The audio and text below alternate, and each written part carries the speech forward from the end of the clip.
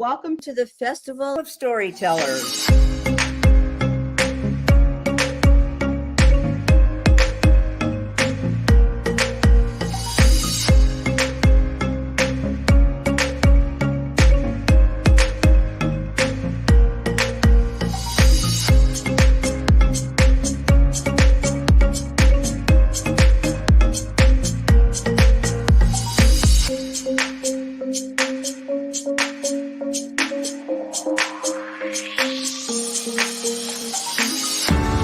I can't tell you how excited I am to be on right now. It's been a couple of weeks of excitement getting prepared, and I've done a lot of things in my life, but this has got to be close to the top. Thank you, and Reader's Magnet, and thank you, John, for putting this forth and taking the chance on us authors in presenting this out to the world. I've enjoyed this immensely, Joanne. Ellie, so have I. Thank you for who you are, and thank you, Reader's Magnet. You all are beautiful, and you've worked so very hard, and we are blessed. We are. I thank everybody that's involved with this process, because we know writers need readers and writers need publishers. We thank Reader's Magnet and everybody that's involved. I love Reader's Magnet. They say, we share your stories with the world.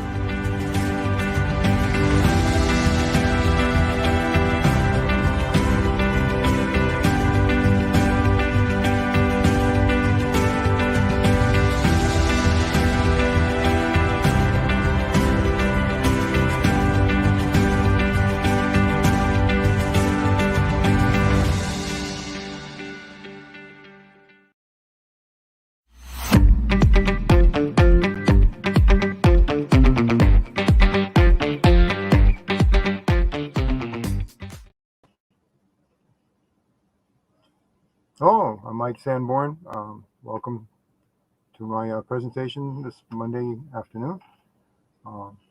I'd like to talk about, I have two books, but the one I'm talking about mostly today is An Alcoholic's Collateral Damage. What's different about my book is that there are a lot of books out there on alcoholics and their effect on their families, but most of them involve the father. And some of them talk about violence and not violence, but what's very different with my experience is it was my mother, and she was a violent alcoholic, and it took its toll on us. So I write about that. So let me do a screen share.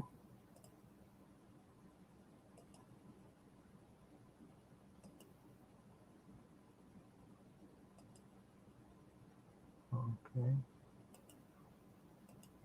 All right, so I'm sharing my screen now. Let me bring on this PowerPoint. And I'm going to leave it in this format rather than the presentation format, I think, because I'll probably jump around it quite a bit.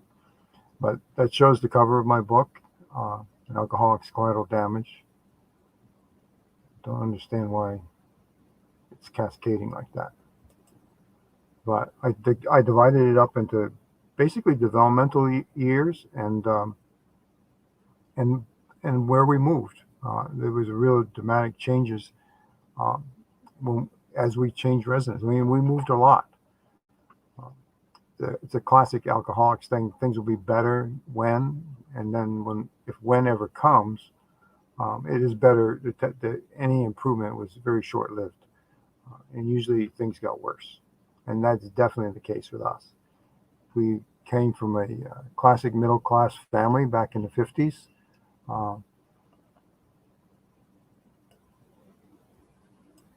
Yeah, I can maximize the PowerPoint. Trouble is, I don't see the chat when I do that. All right, then let me. All right, so I might as well.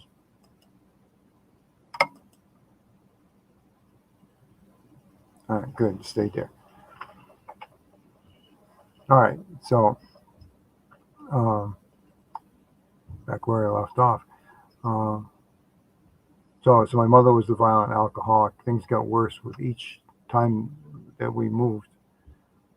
And we were a classic 1950s family.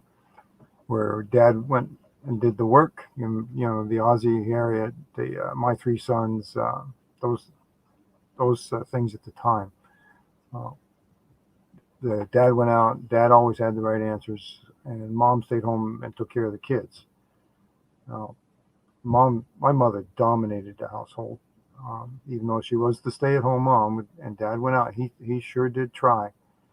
But I'm also thinking about my grandfather and the depth in my family. Is my grandfather was not an alcoholic, but I heard many stories he told about his father. His father could tip up a pint and down the whole pint without swallowing. So very clearly, my great-grandfather, who I never met, was an alcoholic. So working with the many years of foster parenting and 30 years of foster parenting and working with social workers in my own studies, I got a bachelor's degree from St. Michael's College, master's degree from Pepperdine, and another master's degree from Antioch. And I studied quite a lot the psychology of it all. So alcoholism often skips generations. So clearly it skipped my grandparents, who were minor users, a couple of drinks a year on special occasions, to my mother getting drunk just every opportunity she had. And I mean, really drunk. Her favorite was beer, and Black Label beer was the cheapest at the time. And she bought, of course, by the 6-pack, and she bought the 8-ounce, 16-ounce, the big ones, Black Label beer. And we judged her mood by the number of 6-packs she had drank that day. So first 6-pack, she's basically just getting warmed up. 2 6-packs, she's starting to get mean. 3 6-packs, she's downright mean and impossible to deal with. Totally irrational. 3 6-packs of 16-ounce beers is a lot of beer. A lot of calories, too. So my mother was a big woman. She always said she was big boned is why she was big, and she was meant to be that way. But no, whenever she drank, she also consumed large amounts of alcohol. So things got worse and worse. I don't remember Dad getting drunk too. I know there were some times I can remember he got drunk, but for the most part, she drove him out. My grandfather kind of fed the fire. Nobody could be good enough, which is odd. My grandparents were married all their lives. Grandfather was 27, grandma was 17 at the time. They stayed married till he died at 85. She continued to live on until she was 95.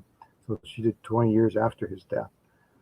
But they were married all that time.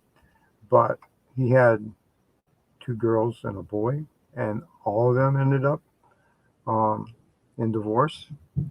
My mother and uncle remarried. My other aunt never did. Alcohol was involved in every single one of them. My aunt married an alcoholic. My uncle was clearly an alcoholic and a user of marijuana. And Mom was an alcoholic.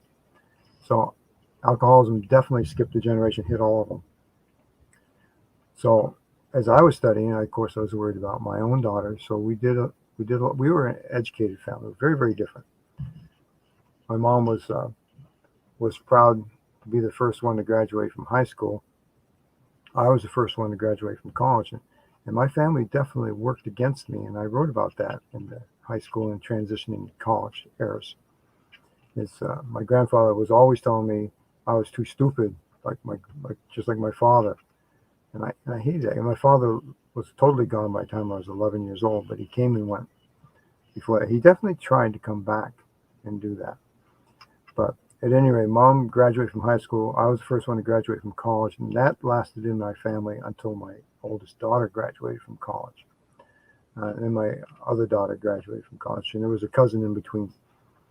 I have been until just within the last few days the only one ever to hold a master's degree in my family, and I have 2. My oldest daughter is just finished her master's program, and my younger daughter is going to finish hers within a few months. So I'm very proud that we're an educated family, and I think that's probably the reason the alcoholism is not skipping a generation in my family and landing on my daughters. So we're a professional family. I do teaching, and my younger daughter does special ed. My older daughters, like my wife, they're nurses. So I think my family's gone a very different direction. And then when you look at my three siblings, which are on the cover of the book, this is just before we left to California, so we're still living in Springfield, Vermont. And you can look at the picture and notice I'm the only one that's not smiling. But all three of these siblings smoked heavily, so that was their addiction, I guess. I think they all had their turn with alcohol, but they certainly didn't become the alcoholics. My mother was. They all were disabled early in life. Priscilla, my sister, who's a year older than me, she died just last year. Complications due to her heavy smoking and obesity. And so Gary and Debbie are alive, but suffering the effects of years of smoking, and so they're disabled.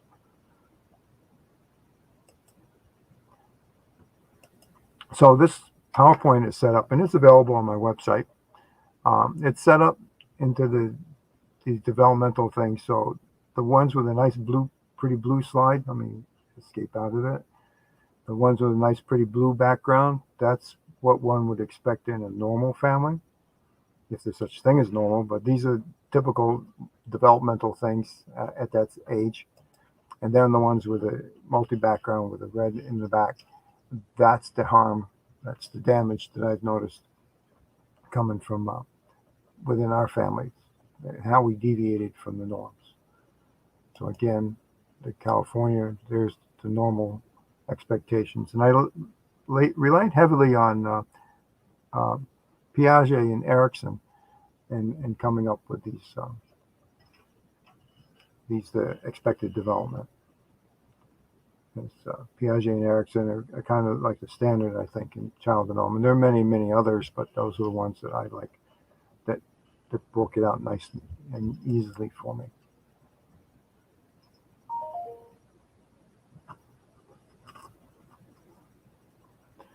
So, in an alcoholic family, especially mine, there are normal rites of passage. You know, the first word spoken, the first dada, first mama. Of course, I don't remember those, and learning how to walk, that's a milestone. Potty training, that's a milestone. And each of these are celebrated in typical families. And then birthdays are another one.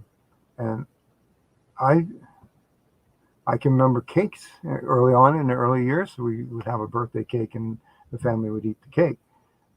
But friends didn't come over. And you know what? We didn't go to friends' houses either to celebrate their birthdays.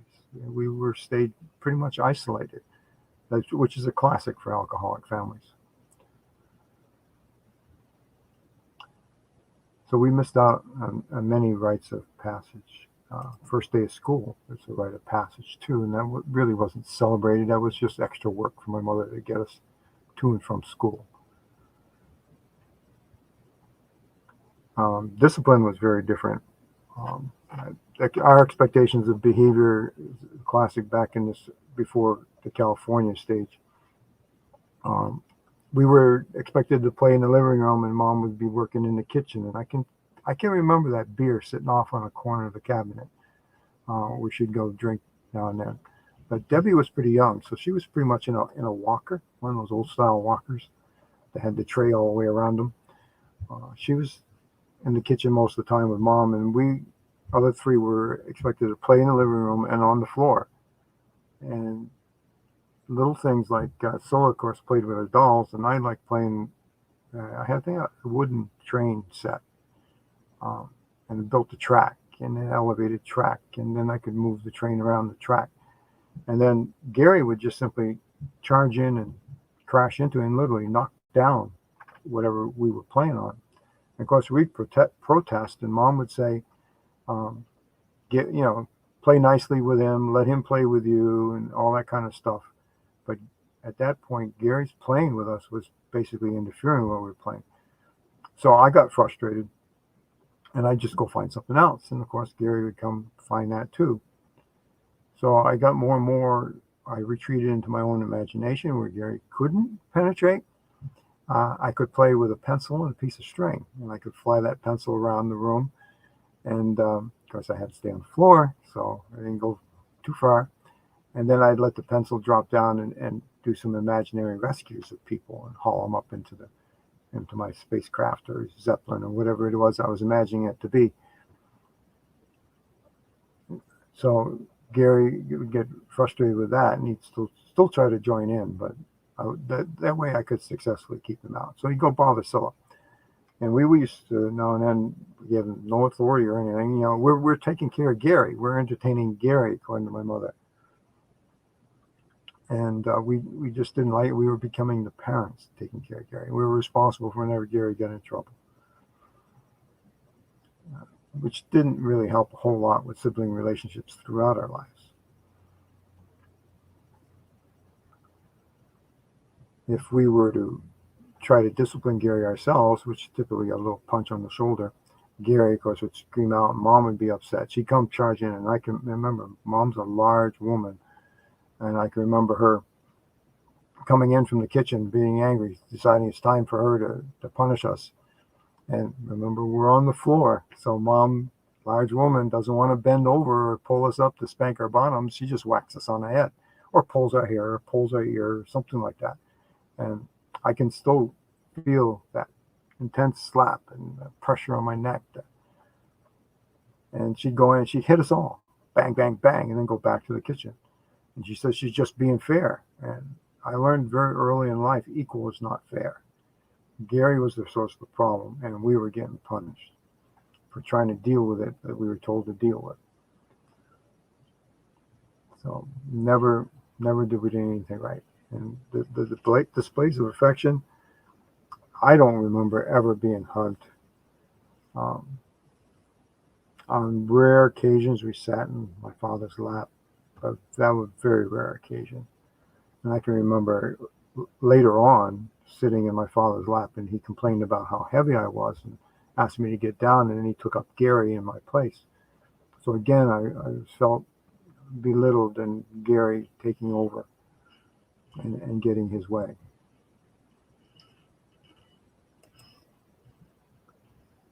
So off to California we went, and we moved several times out there. And I remember it was a Catholic school that I attended with the nuns. And of course, I did all my work. Never did I want to be a problem so that Mom got notified at home, because it'd be horrible punishment. But on the playground, I didn't have any friends. We came late. Everybody had their friends, group of friends. I guess there was one other student, his name was Danny, that was isolated pretty much like me. So they put us together to try, but we didn't really. We just kind of mimic each other. We'd walk around the playground. But we didn't really interact. We just simply walked the playground for the whole recess and then came back in. So there wasn't really much socialization.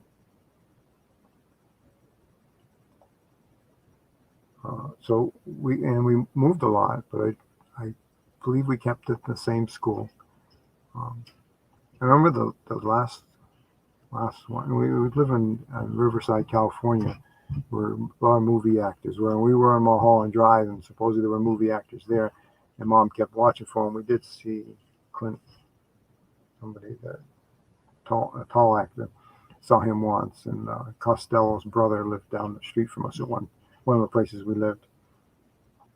But the last place we lived was at on a convent, and I do believe Dad had responsibilities for taking care of some of the grounds. And again, the problems with my brother. I started entertaining myself by looking at the nature things that Gary was not interested in. Stink bugs. I remember stink bugs. You don't want to mess with them. They didn't hurt you, but they stunk awful, and they stunk the whole area up. They lift the back end up. Big black beetle. I remember that. I used to like to chase lizards. And lizards were hard to catch, but if you were persistent at it, they ran short distances and stopped. And if you kept at it, then they would eventually be exhausted, and I could catch them. and I could play with the lizard for a while and let it go. We were always on the guard for rattlesnakes. They were around. Scorpions were around. I suppose we were supposed to stay away from them, but I could play with a scorpion with a stick. And there were some jackrabbits in the backyard. I could watch them. They had the great big ears, and they stood up. They were big rabbits, and they'd run around. They'd run a short distance, and they'd look at me, and then they'd run off. Of course, never could get very close to them. But I also remember being able to find a rattlesnake that got run over. I brought one home one time, and my mother says, "Oh, give that to me." And then she took it, and she coiled it up on the hood of the car. I was wondering what she was doing. And Dad came out to go to work, and he saw that snake, and he went running back into the house, and Mom was laughing all the time. I couldn't understand why she would want to humiliate my dad and scare him like that. And she went out and took the rattlesnake off the car so he could go to work. I would have been very happy to take the rattlesnake off the car for him, and I certainly would have never wanted to scare my dad with that.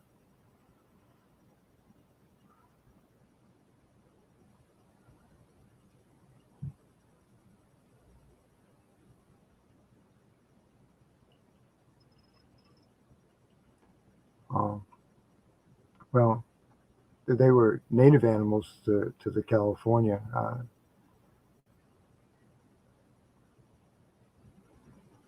But I identified better with nature, and always enjoyed that. I ended up majoring in biology in college, and my second master's degree is environmental studies. So the identifying with nature was the thing. So we came back from California. Then Priscilla and I started working on my grandfather's farm. And then he'd say, when we did what we were supposed to do, he says, "Okay, now you got free playtime." Well, there wasn't any toys or anything. So again, I was back playing with nature. I was chasing grasshoppers instead of lizards. Always excited when a bird got caught in a chicken coop because I could catch the bird. I made the mistake one time of bringing it into the house, and Grandma got upset. "Get that dirty thing out of here." So I just let it go. I could catch snakes. There were snakes sometimes on the farm. I could catch them and play with those. So nature was basically my play pen. When I had enough free time, there was a hill behind my grandparents' farm that I could climb up on the hill and down and look down on the farm and get a pretty nice view of the farm and the farms next door too. That was always neat to do. So I identified a lot with nature. It was kind of my place, my sense of place, and I could see meaning for that. Where at home it was just so much disorganization and unreasonableness.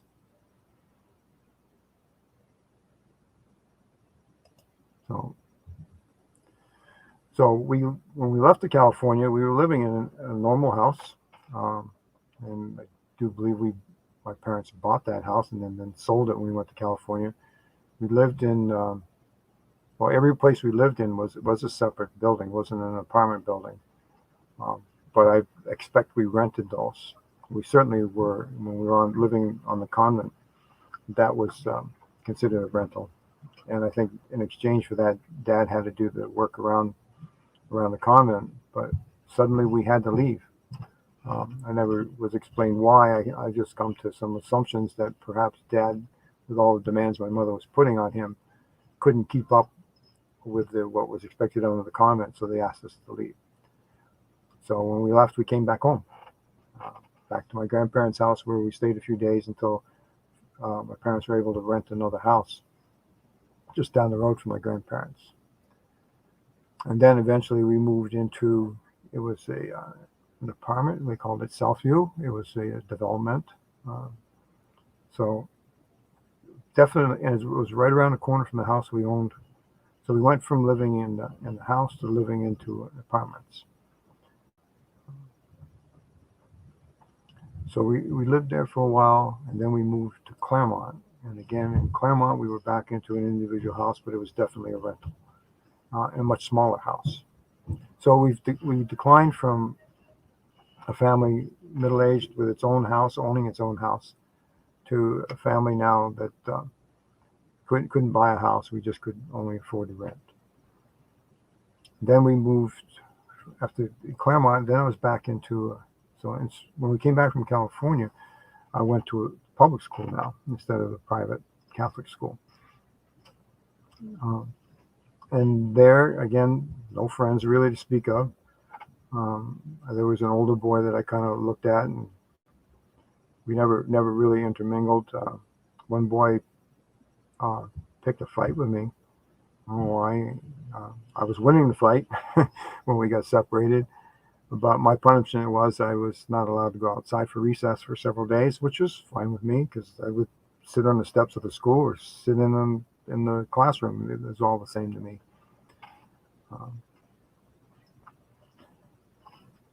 And then we went to Claremont, and there we were back into the Catholic school, and that was the roughest playground. Even though I got into a fight in the Springfield playground public school, there was a gang in the St. Mary's School in Claremont.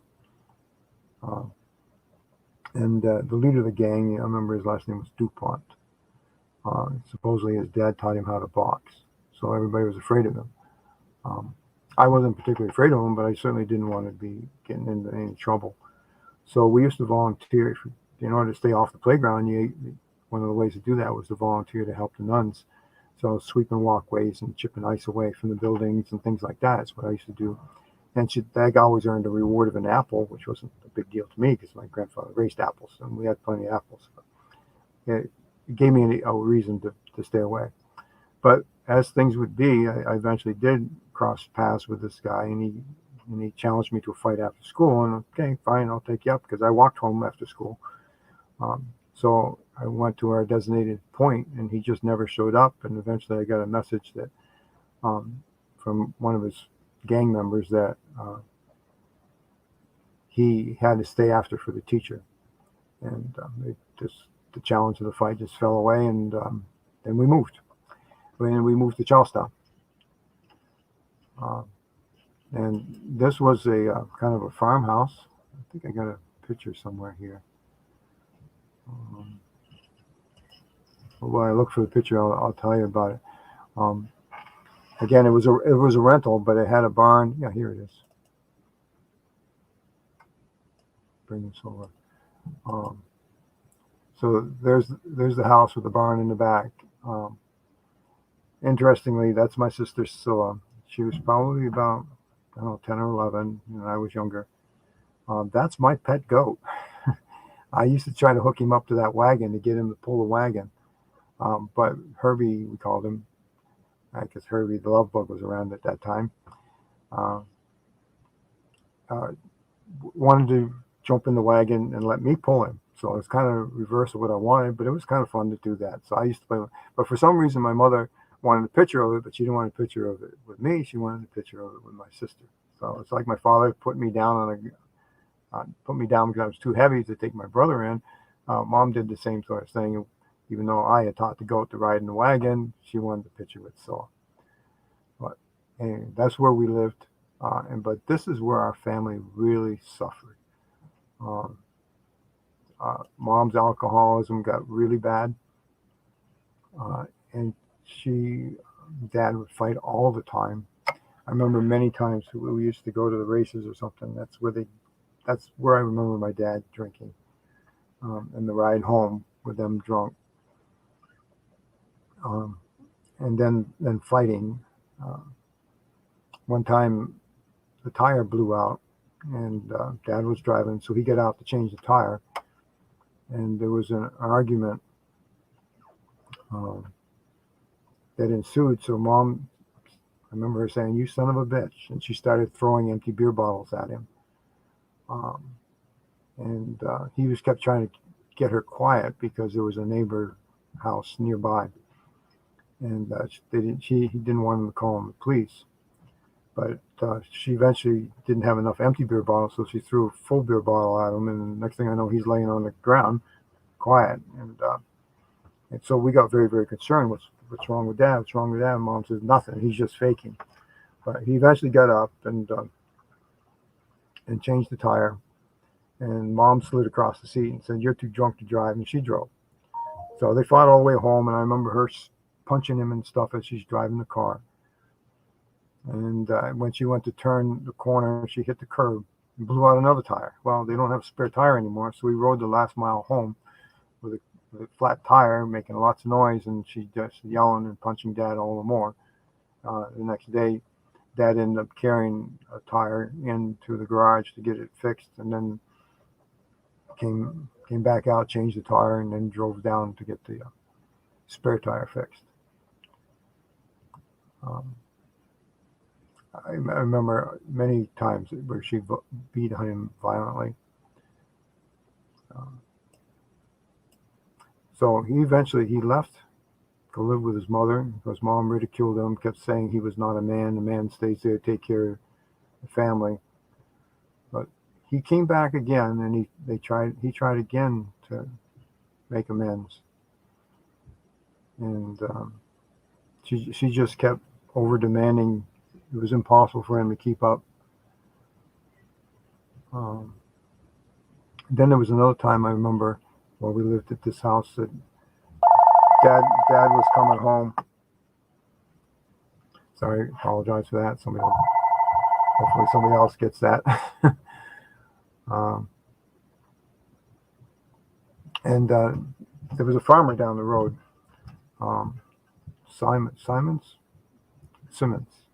Simmons Farm. They had cattle, and the cows used to go up behind the house here, and they would come down and they'd cross the road to go milking. And Dad happened to come up around the corner and crashed into the herd, hitting one cow directly and two other cows partially.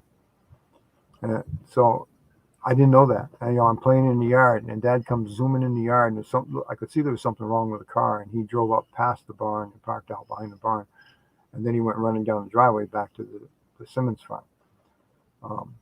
And Mom was drunk, of course, and Mom comes out and looks at the car, and I could look at the car. The front end was caved in. There was cow manure down the side of it. And Mom says, "Oh my God, he had a cow." And then she started crying. Mom was always more worried about animals than it was apparently the family. And Dad did hit a cow, and then she just basically threw him out of the house. I mean, he had to leave, and we saw very little of him since then. But there was another time he came back, and he was there a few days, and then I came into the house. They were fighting. We tried to stay away, but I had to come in for some reason. It certainly wasn't the bathroom because we were expected to go out behind the barn, which we did. But for whatever reason, maybe I was called in or something to get something. And Dad was sitting at the kitchen table with a .22 revolver in front of him. And Mom said, "Come on, we're going." And we all got in the car and left. And so we were concerned. She says, "Well, either he's going to shoot himself or he's not. We'll find out when we get back." And we were gone for a while. We came back, and we did. Everything was fine. But Dad ended up into the New Hampshire mental hospital for a while. And again, when he came out of there, he went to go live with his mother, and she was in Florida then.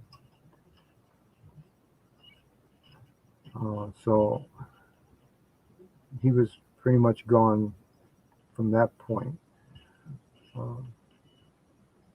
But when Dad was he did try to do some things with me, but it didn't really amount to much. I mean, he tried to get me into Cub Scouts, but there was no support there. He tried to get me into Little League.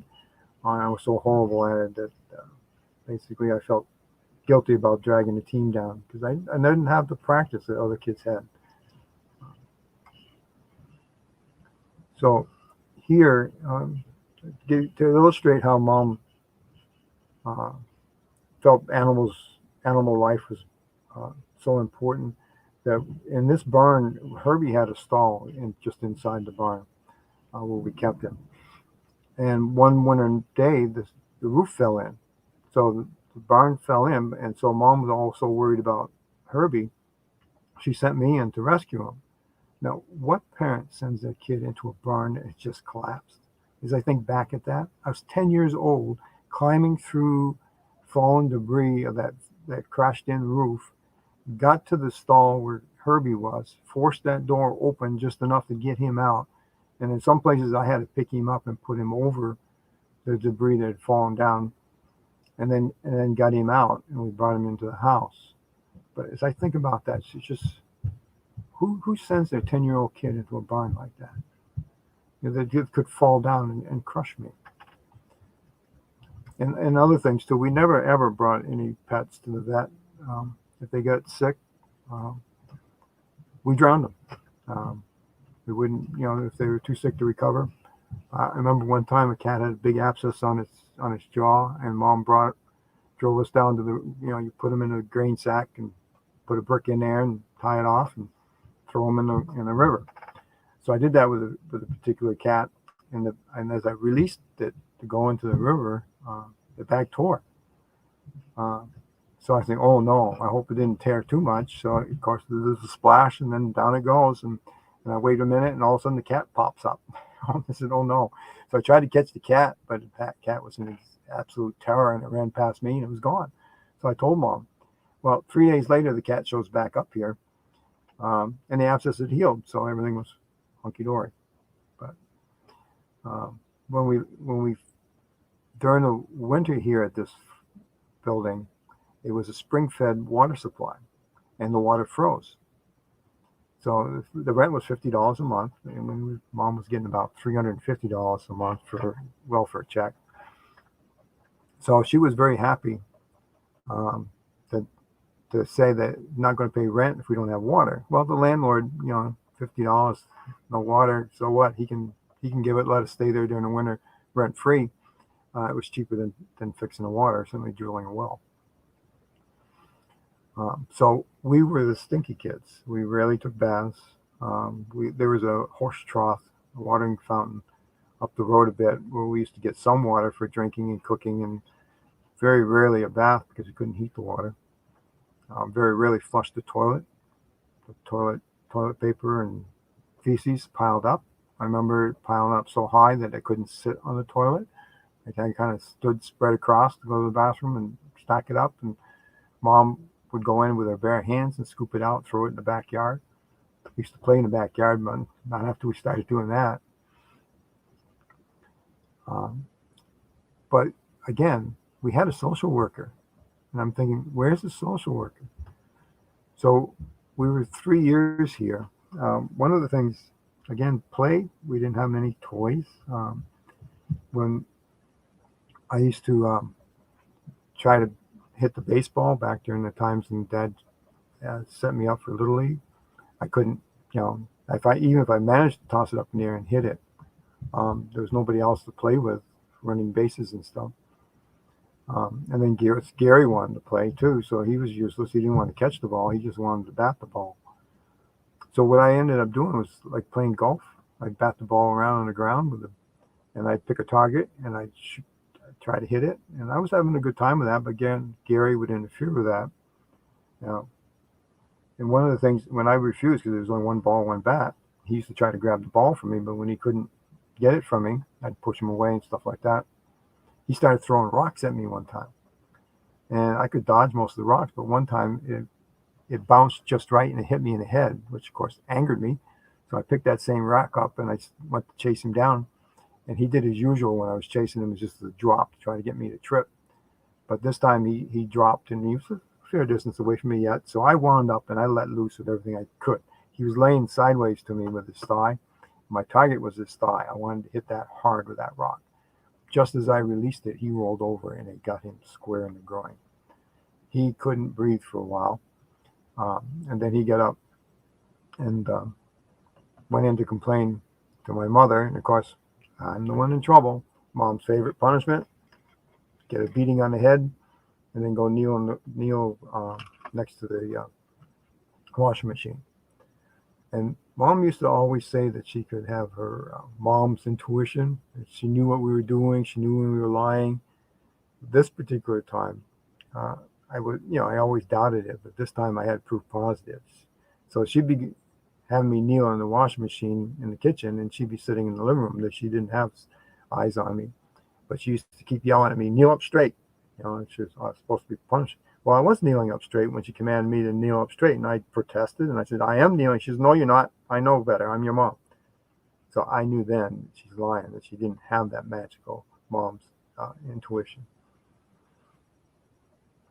So anyway, after a while, I'm wondering, 3 years we spent here with no water. But eventually, I think the social worker got alerted somehow. And I'm trying to, some of the things I can remember was Debbie said something she shouldn't have. I remember Mom saying that. So I'm suspecting that a teacher may have picked up the fact that we stunk and told Debbie to take a bath. And Debbie responded by saying we don't have water. So that, and of course, we didn't have phone either, but we didn't have water. So that probably got back to the social worker, who came down, and then suddenly we had to move to another apartment. So instead of $50 a month, we were paying $55 a month in a different apartment. But it was, even though it wasn't the greatest apartment, it had running water and a water heater.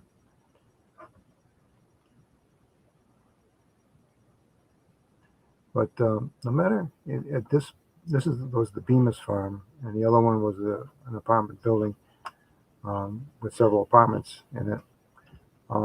Either way, we always heated with wood. And at this young age, we were the ones that cut and split the wood to be used. And a lot of it we had to drag out of the woods.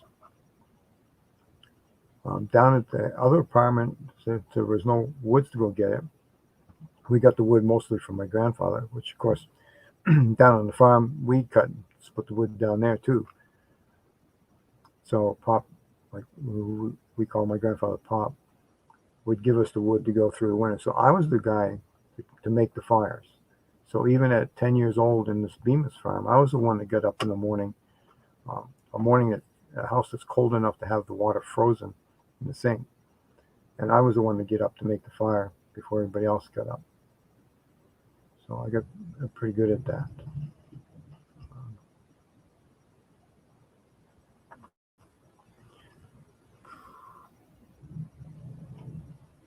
Trying to think what else might be interesting here. So anyway, we moved down to the other apartment.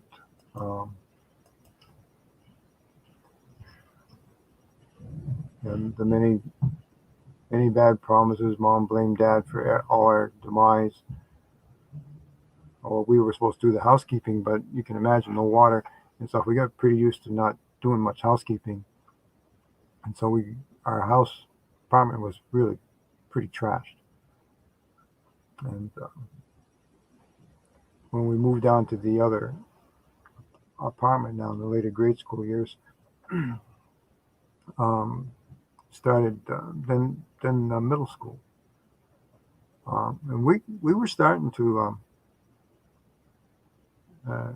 realize that Mom's drinking was a reason that we were in such a bad situation. And Priscilla and I, at one time, we wanted to figure out how to approach Mom to ask her to stop drinking beer. And Mom didn't go to bed till the beer was gone.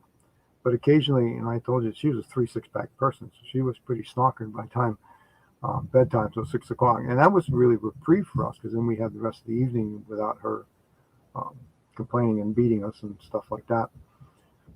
But we had to be quiet to make sure she didn't wake up, but she never did. She was sound asleep. We tried to figure out a way to try to get her to stop. But one time she'd gone for that 4 6-pack and she couldn't finish it. So there was some beer left in the fridge when she went to bed. So we had made a sign and we put it on the beer, and it just said, "Please stop."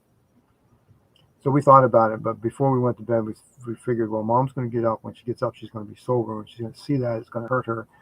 And then we would be in a worse situation, and she'll take it out on us, as she usually did if we ever said anything about it, that it was my father's fault and we didn't appreciate her and all that.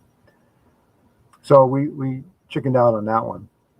But time went by, and Sol and I, again, would keep talking, trying to figure out how we can get the message to Mom. So finally, Sol says, "Come on, let's go."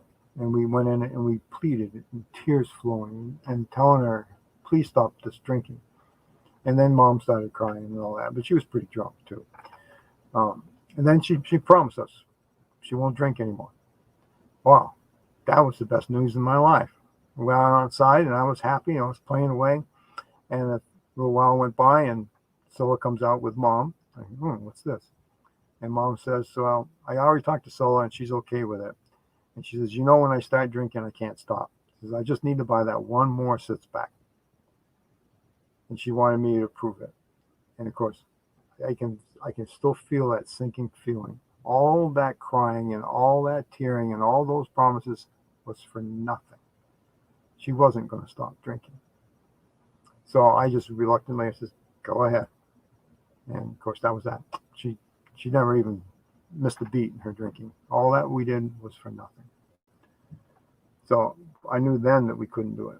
Several years later, we tried to enlist my grandparents in help. And I think we're in high school at this point.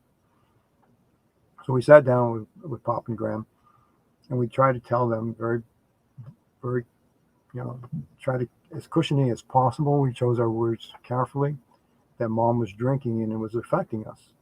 And it was dead silence with my grandparents. They just kind of looked at each other. And Pop says to Grandma, he says, and then back to us, he said, Lily said she wasn't drinking anymore. Well, I learned, and I put some comments together as I was growing up from my mom. I remember one time she was really, really angry having come from a store and said something about Pop. But I didn't think too much of it. When at this time, Pop says that he went to all the stores and he told them not to sell beer to my mother. Of course, my grandfather was born 1900, and back in those times, if you went to a neighbor or something, or a storekeeper, and told them not to do something with your adult child, they would oblige the patriarch of the family. Mom never went to the same store. She went out to these mom and pop stores to buy her beer. So she'd start with one store, and then she'd go to a different store to buy the second six-pack, and so on. So they wouldn't really know how much she was drinking. But I remember one of those storekeepers laughing about it years later. He goes, yeah, he came in here. And of course, he paid no attention to him. He wasn't going to stop selling her beer. She was his best customer. And if she was his best customer, and she only bought one or two six-packs from him at a time, then she was a good customer at other places too. But that only infuriated my mother. So we knew that my grandparents weren't going to be any help. And again, we were feeling guilty about trying to enlist them and causing that stress on them. But clearly they were helpless. My father was helpless. My grandparents were helpless. The social workers weren't doing anything. We were trapped in our situation. But as time went on and I got into high school, well, even in middle school, I excelled in mathematics in particular. And if you think about that, if you're coming from an irrational household, there's nothing more rational than mathematics. I mean, those are absolute. You either got the right answer or you got it wrong. And growing up with an alcoholic, and then even with my grandfather, the rules kept changing. Even something so simple as hoeing weeds, you had to hoe them a certain way with my grandfather. And tomatoes were done this way, and cucumbers were done that way, and the corn was done that way. But the next time around, it was different. So it was really very, very hard for me. And then with an alcoholic, I could never do anything right. I was always too stupid. But mathematics, that was precise. 2 times 5 is 10. And then I got into algebra, and I loved algebra. And the algebra teacher was a wonderful teacher, Daisy Ronick. So I remember Daisy Ronick, every Friday she gave a quiz, and it was 50 questions in 10 minutes. And you do the best you can. I always finished them, and I always got almost perfect scores. And one test, I got a 98, and I think the next highest score was a 64 in the class. And I ran home so proud and saying, Mom, I got a 98. She goes, really? What'd you get wrong? So I said, it was a stupid mistake. So I started to explain it to her, but I got to realize that Mom didn't understand algebra. And I was watching her sit there with her beer in front of the soap operas, focusing on the TV, and I simply just stopped mid-sentence what I was saying and watched her. And she didn't even ask for me to finish the sentence because she wasn't listening. So it was pointless trying to explain. But 98 with the next highest score of a 64, that was a very proud moment for me. That was, again, for nothing. Certainly no way to share it with my mom. But in my sophomore year, so freshman year, I took geometry, and I hated geometry. It didn't make much sense. I got my A though. Geometry made sense when I got trigonometry later. But then came second year algebra, and I had the same teacher, Daisy Ronick. So Mr. Ronick says to me, "What are you going to study when you go to college?" I said, "I'm not going to college. You know, my family don't go to college." I gave her the standard answer. My family don't go to college. We can't afford to. We'll graduate from high school. And Mom wanted me to be a truck driver. That fit with her plan. She conditioned all of us to stay home to take care of her. And a truck driver would be perfect for her because the long haul truck driver would be gone, make good money, so she could be getting drunk while I was gone with the money I made. She was already taking the money that my grandfather paid us over the summer to buy us school clothes. But anyway, I said that to Daisy Ronick, and she says, "Oh no," she says, "come with me." And she brought me down to the guidance counselor, Mr. Livingood. And she says, "Tell him about scholarships." And he did. So then all of a sudden, I'm a sophomore in high school, and college seems to be a realistic goal now. So he showed me how to earn scholarships and how he'd help me. And he already started recommending St. Michael's College because he had just finished a master's program with St. Michael's and thought it was a great school. So anyway, I went home and I told Mom. And Mom says, "No, you can't go to college." And I said, but, and I explained to her, she says, "Well, if you really get your mindset on it, you need to talk to your grandfather about it because he's the only one with any money." So the next time I saw my grandfather, I mentioned it. Of course, we were out hoeing in the field. And it immediately opened up the barrage. "What? No, you can't go to college. You're too stupid to go to college." And on that went. So actually that turned, it was horrible. I just kind of shrank into myself and let the words kind of flow by, they kept flowing by. And finally that turned out to be, that was my motivation to go to college, to prove him wrong. So that was difficult times, and my family tried to hold me back, but I ended up going to college. I learned many things. That is definitely what separated me from my siblings. They ended up with a self-fulfilling prophecy of my mother, never having a steady job. Gary probably did the best. I mean, his math was okay. He dropped out of school, but back at that time, like right now, it's starting up again, is that there was an extremely high need for machine shop operators. And Gary was able to do that and able to do the math and able to learn it. I remember there was one time when he needed to know a little bit of trigonometry, and I taught him just enough trigonometry so he could continue with his machine shop job. But still, eventually he got hurt at work, and he ended up on a disability again with all of them smoking, so all of them had poor health. I was the only one in my family ever to go to serve in the military. That was another great experience for me to help separate from my mother. But still, and this is the subject of my sequel that I'm working on here now, is recovery from the alcoholic. So my mother followed me wherever I went, even in the station in the Army in Georgia. She showed up at my doorstep one day. So that's the subject of the next. So a commissioned officer with a drunk parent and step parent on the front lawn is not a good thing for doing in the military. My mother severely impacted my life up until the day she died, and even afterwards. But I'm thinking my time must be almost up here. If anybody listening has any questions, I'll hang around here for a few minutes to answer those questions. But please do, if the reason I wrote this book was to not just to tell my story, but if I'm going to tell my story, I want to help somebody else. So somebody else may have gone through this. So if you be encouraged by the ways I handled it,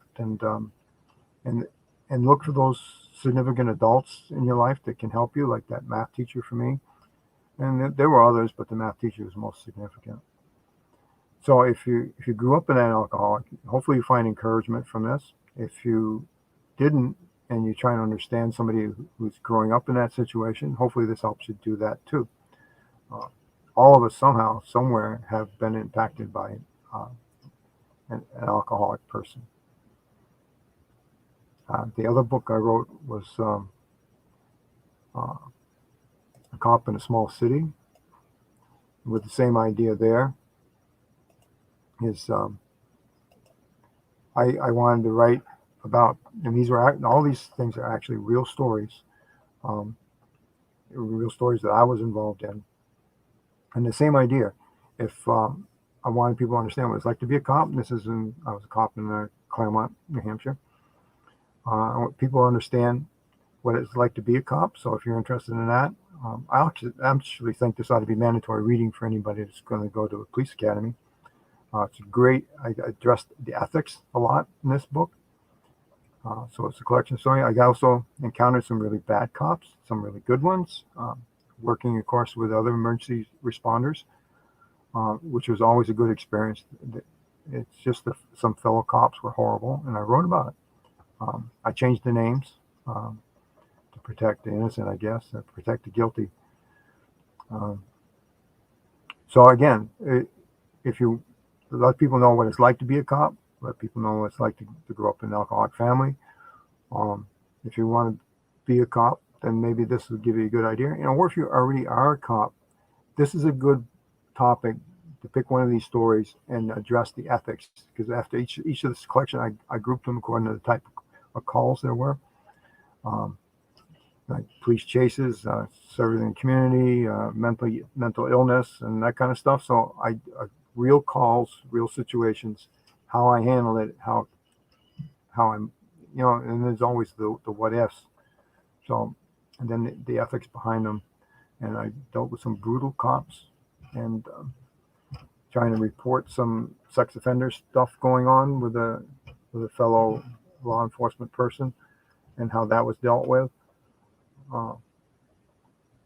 So hopefully, and then if you go to my website, you'll find some PowerPoints on police reform, ethics, and things like that.